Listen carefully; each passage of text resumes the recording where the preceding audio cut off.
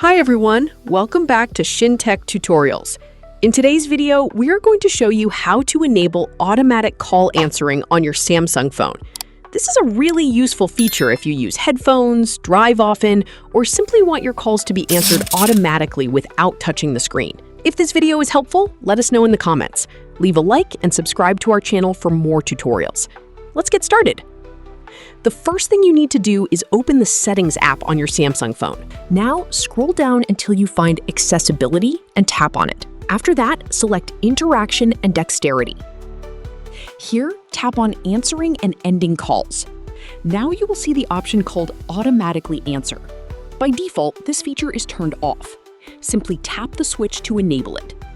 Once enabled, tap on Automatically Answer again to configure the delay time. You can choose to answer calls after 2 seconds, 5 seconds, 10 seconds, or set a custom time.